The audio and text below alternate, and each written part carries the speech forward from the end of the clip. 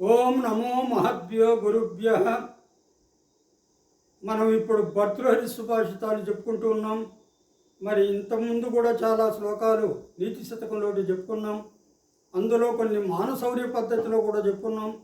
అందులో ఇంకా 1-2 శ్లోకాలు ఉన్నాయి. అవి కూడా మనకు చాలా అవసరమైనటువంటివి కాబట్టి వాటిని గురించి కూడా మనం చెప్పుకుందాం.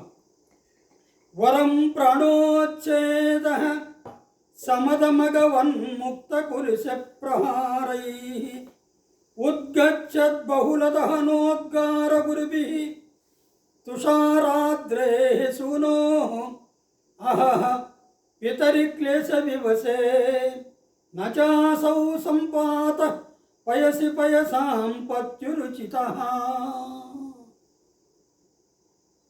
ఈ శ్లోకం చెప్పుకోబోయే ముందు ఒక చిన్న విషయం చెప్పుకోవాలి. గతంలో పర్వతాలకు రెక్కలుండేవి అని ఇంతకుముందు కూడా చెప్పుకున్నాం.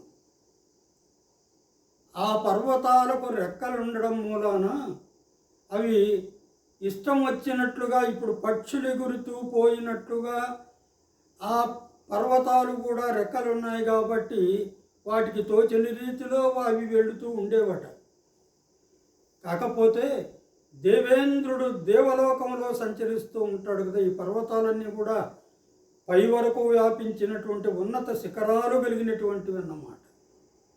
మరి అందులో ప్రముఖమైనటువంటిది హిమవత్పర్వతం. మరి ఆ పర్వతాల యొక్క రెక్కలను పడగొట్టడానికి ఇంద్రుడు తన యొక్క వజ్రాయుధముతో కొట్టేవాడు.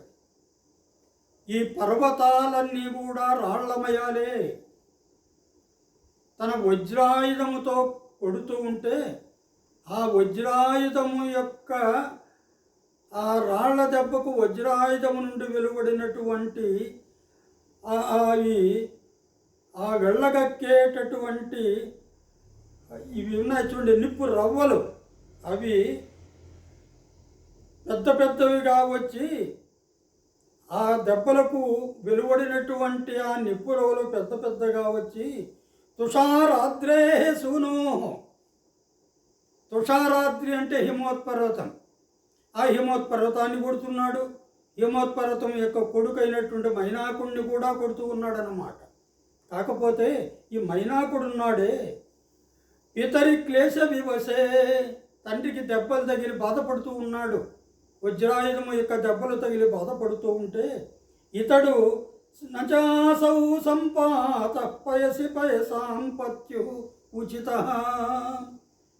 పైసాం పత్యు పయసి అసౌ సంపాత అన్నమాట. అతడేం చేసినాడు, ఆ దెబ్బలకు తట్టుకోలేక ఆ సముద్రపు నీళ్లలో పైసాంపతి అంటే పైసాం నీళ్లకు భర్త ఎవరంటే సముద్రుడు. పైసాంపత్యు సముద్రుని యొక్క పయసి సంపాత నీటిలో పడడము నచాసౌ ఉచిత అంటున్నాడు. అది ఉచితమైనటువంటిది కాదు, తగనటువంటిది. ఎవరైనా వచ్చి తండ్రిని కొడుతూ ఉంటే కొడుకు తండ్రిని గాలికి వదిలేసి తాను మరి ఎక్కడైనా పోయి దెబ్బలు తగలకుండా దాక్కుంటాడా? ఇది అహహా అయ్యో. మరి దానికంటే వరం ప్రాణోచ్ఛేద, దానికంటే ప్రాణాల్ని వదలడం మేలు కదా అంటున్నాడు. దేనికంటే అంటే ఇందాక మనం చెప్పిన సమదమగవన్ముక్త కులిశ, సమదా బాగా మదించినటువంటి మగవత్ దేవేంద్రుని యొక్క ముక్త వదిలినటువంటి కులిశ. కులిశం అంటే ఏమిటంటే మామూలుగా ఇది వజ్రాయుధం. ఆ వజ్రాయుధం యొక్క ప్రహారై ఆ పర్వతాలపైన కొడుతూ ఉంటే ఆ కొట్టు దెబ్బలను ఉద్గచ్చత్ బయలువెడినటువంటి బహుళ మరి ఎక్కువగా దహనోద్గార గురుభి. దహనోద్గారాలు అంటే నిప్పురవలు వెదజల్లుతూ ఉంటాయి కదా, పెద్ద పెద్దవి నిప్పురవలు. మరి అలాంటి ప్రహారాల చేత దెబ్బల చేత మరి తండ్రి బాధపడుతూ ఉంటే ఆ తండ్రిని బాధను చూసి కూడా వదిలేసి మరి అతడు ఏం చేసినాడు, ఆ హిమవంతుని యొక్క కొడుకైనటువంటి మైనాకుడు సముద్రము యొక్క నీళ్లలో వెళ్ళి దాక్కున్నాడు. మరి దానికంటే వరం ప్రాణోచ్ఛేద, దానికంటే ప్రాణాల్ని వదలడం వరం. వరం అంటే కొంత మేలు అన్నమాట. తండ్రి కోసం వాడు ప్రాణాలు వదిలాడు అని 10 మంది చెప్పుకుంటారు. అది కొంచెం మేలేను, ఆ సముద్రంలో పోయి దాక్కునే దానికంటేను అని. ఇక్కడ ఇది కూడా మానసౌర్య పద్ధతి అన్నమాట. అభిమానం కలిగిన వాళ్ళు దాక్కోరు పోయి తండ్రి యొక్క రక్షణ కోసం తమ ప్రాణాలైనా కూడా వదులుతారు అనే నీతిని చెప్పేటటువంటి శ్లోకం ఇది అన్నమాట. దీనికి మనకు ఏనుగు లక్ష్మణ కవి చక్కటి పద్యం చెప్పినాడు. సమధిక భీషణ జ్వలన జాల వినిర్గమ దుస్సహంబుచే సమద సురేంద్ర ముక్త కులిసక్షతిచే ఉచితంబు ప్రణఘాతము హిమవత్ కుమారునకు తండ్రి నిశాత శతారపాతకేదమున మునుంగుచున్నతరి తా జలరాశి చొరంగ నరహమే. దాని తర్వాత మరొక పద్యం ఉంది మానసౌర్య పద్ధతిలో. యదచేతనోపి పాదై స్పృష్ట ప్రజ్వలతి సవితురినకాంత తత్తేజస్వీ పురుష పరకృత నికృతిం కథం సహతే. యదచేతనోపి పాదై స్పృష్ట ప్రజ్వలతి సవితురినకాంత. ఇనకాంత అంటే ఆ సూర్యకాంత ఆ మణి ఉందే అది అచేతనోపి, దానికి ఆ మణికి ప్రాణం లేదు, అయినా కూడా పాదై స్పృష్ట ఆ సూర్యకిరణాల చేత తాకబడినదై ప్రజ్వలతి వెలుగుతూ ఉందన్నమాట. అచేతనం కదా అది. ఆ ఇనకాంతమణి మరి ప్రాణాలు లేనిది కదా, ఎందుకు జ్వలిస్తుంది? ఆ సూర్యకాంతం సూర్యుని యొక్క కిరణాలు పైపడగానే ఎందుకు జ్వలిస్తూ ఉందంటే దానికి ఒక నువ్వు మండుతూ ఉంటే నేను మండునా, మరి నీకు ఎదురుగా నేను ప్రశాంతంగా ఉండాలనా అని అదే చెప్తున్నాను. తేజస్వీ పురుష పరకృత నికృతిం.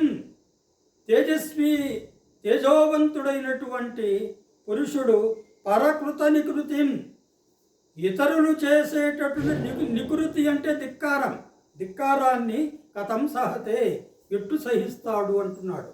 యదచేతనోపి పాదై స్పృష్ట,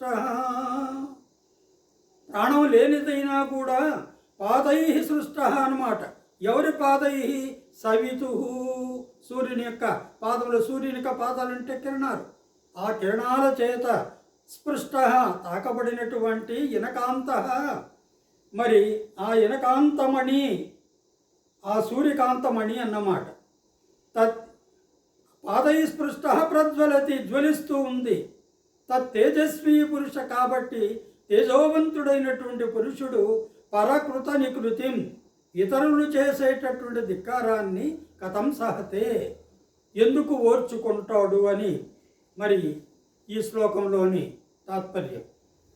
అర్కకాంతం అచేతనం వయ్యు సవితృపాదములు సోకినంతని ప్రజ్వరిల్లు కాన అభిమానవంతుడందైన శత్రుకృత తిరస్కారమిట్లు సహింపనేర్చు.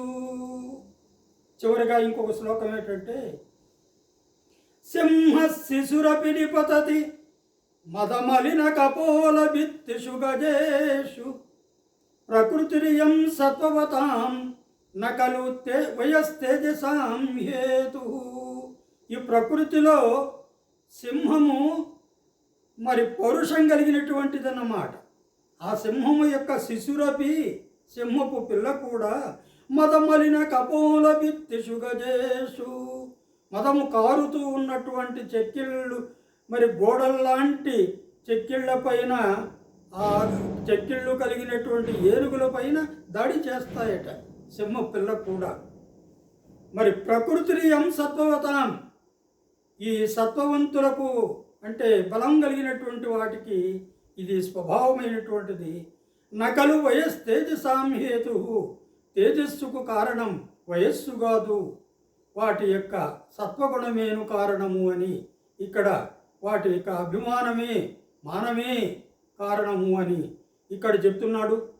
విదలింపనురుకు సింగంపు కొదుమయు మదమలిన గండ కుంజరములపై ఇది బలశాలికి నైజము గద తేజోనిధికి వయసు కారణమగునే. ఓం హరి ఓం తత్సత్.